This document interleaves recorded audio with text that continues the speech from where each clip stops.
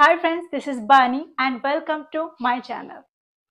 বন্ধুরা, আজকে আমরা মে মাইটের সমস্ত ব্যবহার দেখব। আজকে ডে 1, অর্থাৎ ডে 1 থেকে আমরা মোডাল ভার্ব শুরু করব। তোমরা যারা মোডাল ভার্ব শিখতে চাও তারা এখান থেকে শুরু করতে পারো। আজ থেকে শেখা শুরু করতে পারো। আমি প্রত্যেকটা মোডাল ভার্বের উপরে আলাদা আলাদা ভিডিও নিয়ে আসার চেষ্টা করব। দেখো, ইংরেজিতে কথা বলার জন্য মোডাল ভার্বের ব্যবহার জানা কিন্তু খুবই দরকার। তো আজকের ভিডিওটা কিন্তু খুবই ইম্পর্টেন্ট, খুবই ফ্রুটফুল। তোমরা কোথাও যাবে না, আমার সাথে ভিডিওটা একদম শেষ পর্যন্ত থাকবে। যারা চ্যানেলে নতুন অর্থাৎ প্রথম আমার ভিডিও দেখছো তারা প্লিজ চ্যানেলটাকে সাবস্ক্রাইব করে নিও, তাহলে যখনই আমি ভিডিও আপলোড করব তোমরা নোটিফিকেশন পেয়ে যাবে। তো আর দেরি না করে চলো শুরু করা যাক আজকের ভিডিও। আমরা সবার আগে জানবো মে আর মাইটের অর্থ কি। দেখো, মে আর মাইটের অর্থ হলো হয়তো, হতে পারে, হয়তো। এরকম অর্থে আমরা সেন্টেন্সে মে বা মাইটকে ব্যবহার করতে পারি। আমরা অনেকেই জানি মাইটকে আমরা মের পাস্ট ফর্ম হিসাবে ব্যবহার করে থাকি। সবার আগে আমরা সেই ব্যবহারটাই দেখব। দেখো, সহজভাবে বোঝার চেষ্টা করো, তাহলে তোমরা খুব সহজেই ব্যাপারটাকে মনে রাখতে পারবে। আমরা যখন প্রেজেন্টে দাঁড়িয়ে অতীতের কথা বলি, অর্থাৎ বর্তমানে দাঁড়িয়ে অতীতের কথা বলি, তখন আমরা মের জায়গায় মাইটের ব্যবহার করি। এক্সাম্পল দেখো, ধরো তোমার বন্ধু তোমাকে বলেছিল অতীতে যে সে হয়তো অনুষ্ঠানটিতে যেতে পারে। তো সেন্টেন্সটা কি হবে? আমি হয়তো অনুষ্ঠানটিতে যাব। I may go to the event. আর সেই কথাটাই তুমি বর্তমানে দাঁড়িয়ে কাউকে বলছো। তো তুমি কি বলবে? সে বলেছিল সে হয়তো অনুষ্ঠানটিতে যেতে পারে। তো সেন্টেন্সটা কি হবে? তখন আমরা বলবো she said she might go to the event. she said she might go to the event. তো তোমরা বুঝতে পারলে, আমরা যখন বর্তমানে দাঁড়িয়ে অতীতের কোনো কথা বলবো তখন আমরা মের জায়গায় মাইটের ব্যবহার করব। এরকম সহজভাবে মনে রাখার চেষ্টা করো। ধরো কেউ তোমাকে বলেছিল আমি তোমাকে হয়তো পরে কল করতে পারি। সেন্টেন্সটা কি হবে? I may call you later. I may call you later. সেই কথাটাই তুমি বর্তমানে দাঁড়িয়ে কাউকে বলছো, যে সে বলেছিল সে হয়তো পরে আমাকে কল করতে পারে। সেন্টেন্সটা কি হবে? she said she might call me later. she said she might call me later. আর একটা এক্সাম্পল দেখো, তিনি বলেছিলেন তিনি হয়তো আজ রাতে রাতের খাবারটা রান্না করতে পারেন। she said she might cook dinner today. she said she might cook dinner today. তো তোমরা বুঝতে পারছো সেন্টেন্সে আমরা মেয়ের জায়গায় মাইটের ব্যবহার কখন করছি। যখন সেন্টেন্সটা অতীতের সেন্টেন্স থাকছে আর সেটাকে আমরা বর্তমানে বলছি, তখন আমরা মেয়ের জায়গায় মাইটের ব্যবহার করছি। আমার মনে হয় এই ব্যবহারটা তোমরা বুঝতে পারলে। এবার আমরা দেখব কোন সেন্টেন্সগুলোতে আমরা মে মাইটকে একই সাথে ব্যবহার করতে পারি, অর্থাৎ একই সেন্টেন্সে মেকেও ব্যবহার করতে পারি আবার মাইটকেও ব্যবহার করতে পারি। এবার তোমাদের মনে প্রশ্ন আসতে পারে যে তাহলে মে আর মাইটের মধ্যে কি পার্থক্য। দেখো, সেন্টেন্সে আমরা মাইটের ব্যবহার তখন করব যখন সম্ভাবনাটা কম থাকে। যখন সম্ভাবনাটা বেশি থাকে তখন আমরা মের ব্যবহার সেন্টেন্সে করে থাকি। সেন্টেন্স দেখো, দেখো আমরা জানি মে আর মাইটের অর্থ হলো হতে পারে, অর্থাৎ সেন্টেন্সে যখন পসিবিলিটি থাকে তখন আমরা মে বা মাইটের ব্যবহার করি। যদি আমি বলি সে হয়তো অনুষ্ঠানটিতে আসতে পারে, she may come to the event. she may come to the event. দেখো, এখানে সম্ভাবনা বেশি রয়েছে। যদি সম্ভাবনা কম থাকে তাহলে আমরা বলতে পারি she might come to the event. আজ বৃষ্টি হতে পারে, it might rain today. it might rain today. অর্থাৎ সম্ভাবনাটা কম রয়েছে। যদি আমি বলি ইট মে রেন টুডে, অর্থাৎ সম্ভাবনাটা বেশি রয়েছে। দেখো, আমরা স্পোকেন ইংলিশে এতটা ভাবি না, অর্থাৎ যখন ইংরেজিতে কথা বলি অতটা ভেবে বলা হয় না। তোমরা যদি পার্থক্য জানতে চাও তাহলে এটাই হলো মে আর মাইটের মধ্যে পার্থক্য। দেখো, প্রেজেন্ট টেন্সে একই সাথে আমরা মেরও ব্যবহার দেখি, আবার একই সাথে আমরা মাইটেরও ব্যবহার দেখি। অর্থাৎ যে সেন্টেন্সে আমরা মের ব্যবহার করছি ঠিক সেই সেন্টেন্স আমরা মাইটেরও ব্যবহার করছি, আর সেখানেই আমরা প্রায় কনফিউজড হয়ে যাই। তো এটাই হলো দুটোর মধ্যে পার্থক্য। যেখানে বেশি সম্ভাবনা সেখানে মের ব্যবহার, যেখানে কম সম্ভাবনা সেখানে মাইটের ব্যবহার। আরো কিছু সেন্টেন্স দেখো, তার বাড়ির কাজে হয়তো সাহায্যের দরকার হতে পারে। He may need help with his homework. He may need help with his homework. দোকানটা আজ হয়তো তাড়াতাড়ি বন্ধ হয়ে যেতে পারে। The store may close early today. The store may close early today. এই সেন্টেন্সে আমরা মাইটেরও ব্যবহার করতে পারি। তাহলে সেন্টেন্সটা কি হবে? The store might close early today. তারা সিদ্ধান্তটির সাথে একমত নাও হতে পারে। They may not agree with the decision. They may not agree with the decision. আমরা এখানে মাইটেরও ব্যবহার করতে পারি। তাহলে সেন্টেন্সটা কি হবে? They might not agree with the decision. দেখো, পসিবিলিটি বোঝাতে আমরা মে হ্যাভ বা মাইট হ্যাভ এর ব্যবহারও করতে পারি, কিন্তু সেন্টেন্সগুলো অন্যরকম হবে। যদি আমি বলি সে বাসটা মিস করেছে, সেন্টেন্সটা কোন টেন্সে আছে? সেন্টেন্সটা প্রেজেন্ট পারফেক্ট টেন্সে আছে।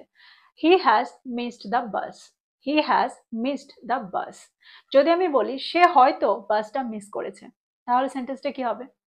হি may have missed the bus, he may have missed the বাস।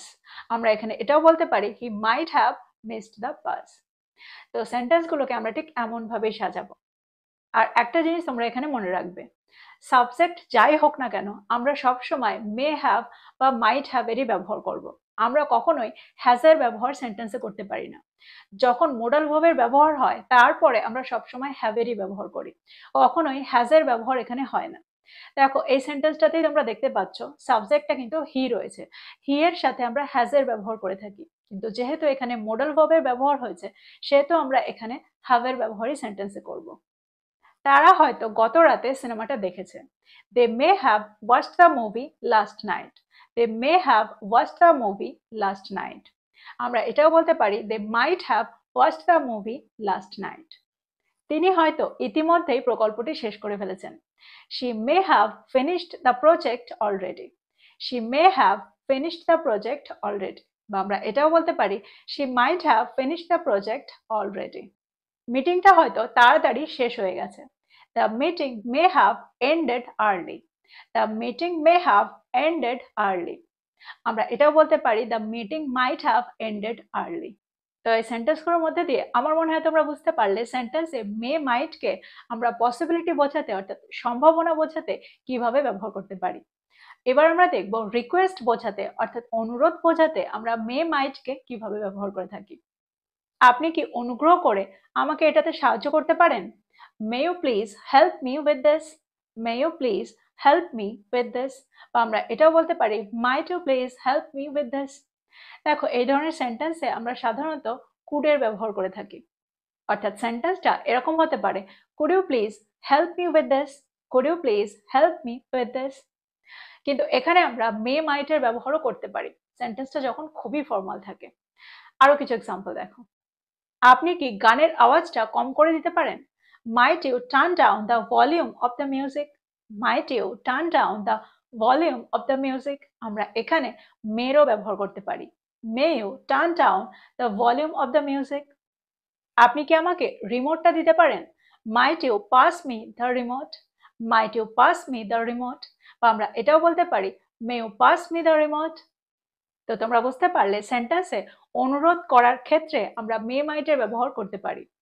দেখো, সেন্টেন্সে অনুমতি অর্থাৎ পারমিশন চাওয়ার ক্ষেত্রেও আমরা মে মাইটের ব্যবহার সেন্টেন্সে করতে পারি। এক্সাম্পল দেখো, আমি কি আপনার কলমটা ধার নিতে পারি? May I borrow your pen? May I borrow your pen? বা আমরা এটাও বলতে পারি might I borrow your pen? তো সেন্টেন্সে আমরা দুটোরই ব্যবহার করতে পারি, মেরও ব্যবহার করতে পারি, মাইটেরও ব্যবহার করতে পারি। দেখো, এই ধরনের সেন্টেন্সে আমরা কুডেরও ব্যবহার করতে পারি। Could I borrow your pen? আমি কি আপনাকে একটা প্রশ্ন করতে পারি? May I ask you a question? May I ask you a question? বা আমরা এটাও বলতে পারি might I ask you a question? আমরা কি এখানে বসতে পারি? May we sit here? May we sit here? বা আমরা এটাও বলতে পারি মাইট উই সিট হেয়ার? দেখো, সেন্টেন্সগুলো যখন পোলাইট হচ্ছে অর্থাৎ পোলাইটলি আমরা কোনো কিছু জিজ্ঞাসা করতে চাইছি তখনই কিন্তু আমরা মে মাইটের ব্যবহার সেন্টেন্সে করছি। আমরা কি আজ তাড়াতাড়ি বেরোতে পারি? May we live early today? May we live early today? আমরা এখানে মাইটেরও ব্যবহার করতে পারি, মাইট উই লিভ আর্লি টুডে? তো তোমরা বুঝতে পারছো সেন্টেন্সগুলো যখন নম্রভাবে বা ভদ্রভাবে জিজ্ঞাসা করা বোঝাচ্ছে অর্থাৎ আমরা ভদ্রভাবে কারোর কাছে পারমিশন চাইছি, সেন্টেন্সটা খুবই ফর্মাল, তখন আমরা মে বা মাইটের ব্যবহার সেন্টেন্সে করছি। দেখো, সেন্টেন্সে সাজেশন অর্থাৎ পরামর্শ দেওয়ার অর্থেও আমরা মে মাইটের ব্যবহার করতে পারি। তিনি হয়তো এই সিনেমাটা দেখতে পছন্দ করবেন। He may like to watch the movie, he may like to watch the movie. বা he might like to watch the movie. তিনি এই বইটি পড়ে উপভোগ করতে পারেন। He may enjoy reading this book, he may enjoy reading this book. বা he might enjoy reading this book. তো তোমরা বুঝতে পারছো সেন্টেন্সে পরামর্শ দেওয়া বা সাজেশন দেওয়া বোঝাতে আমরা মে মাইট এর ব্যবহার করতে পারি। এবার আমরা দেখবো একটু অন্য ধরনের সেন্টেন্স।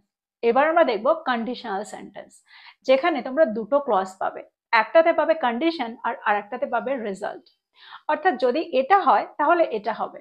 আর যখন আমরা মে মাইটের ব্যবহার করব কন্ডিশনাল সেন্টেন্সে, তখন সেন্টেন্সটার অর্থ এরকম হতে পারে, যদি এটা হয় তাহলে এটা হতে পারে। সেন্টেন্স দেখো, সেন্টেন্সের মধ্যে দিয়ে তোমরা আরো ভালো করে বুঝতে পারবে।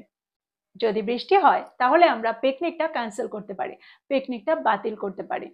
If it rains we might cancel the picnic. If it rains we might cancel the picnic, বা we may cancel the picnic. সে যদি কল করে তাহলে আমি উত্তর দিতে পারি, বা তাহলে হয়তো আমি উত্তর দেব। If she calls I might answer. If she calls I might answer. এবার আমরা দেখবো এই সেন্টেন্সগুলোকে যখন আমরা পাস্ট টেন্সে রাখবো, অর্থাৎ অতীতে যদি এটা হতো তাহলে এটা হতো, এরকমটা বোঝাতে আমরা এই সেন্টেন্সগুলোকে কিভাবে তৈরি করতে পারি। দেখো, তখন আমরা মে হ্যাভ বা মাইট হ্যাভ এর ব্যবহার সেন্টেন্সে করব। এখানেও আমরা দুটো ক্লজ পাবো। যদি তুমি পড়াশোনা করতে তাহলে হয়তো তুমি পরীক্ষায় উত্তীর্ণ হয়ে যেতে। If you had studied you may have passed the exam. If you had studied you may have passed the exam, বা you might have passed the exam. যদি সে কল করতো তাহলে হয়তো আমি উত্তর দিতাম। If she had called I might have answered. If she had called I might have answered. তো তোমরা বুঝতে পারছো কন্ডিশনাল সেন্টেন্সে আমরা মে মাইটকে কিভাবে ব্যবহার করছি। আর সেন্টেন্সটা যখন পাস্ট টেন্সে রাখছি তখনও বা আমরা সেন্টেন্সে মে হ্যাভ বা মাইট হ্যাভ এর ব্যবহার কিভাবে করছি। আজকের জন্য তোমরা শুধু এটুকুই প্র্যাকটিস করো। পরের ভিডিওটাতে আমি এর পরের অংশটুকু নিয়ে আসব। পরের অংশটুকুর মধ্যে থাকবে may be, might be, may have কে আরো বেশি করে এক্সপ্লেন করব। May have been, might have been, পুরো ব্যাপারটাকেই আমি এক্সপ্লেন করার চেষ্টা করব। তো আমার মনে হয় আজকের ভিডিওটা তোমরা বুঝতে পারবে। প্রত্যেকটা ব্যবহারকে নোট ডাউন করো আর এগুলো দিয়ে নতুন নতুন সেন্টেন্স তৈরি করো। তো এই ছিল আজকের টপিক, এই ছিল আজকের ভিডিও। ভিডিওটা ভালো লাগলে লাইক করতে ভুলে যেও না, বন্ধুদেরকে শেয়ার করো যারা ইংরেজি শিখছে। So this is all about today. I will be back with another video. Till then, take care. Thank you for watching this video. Bye bye.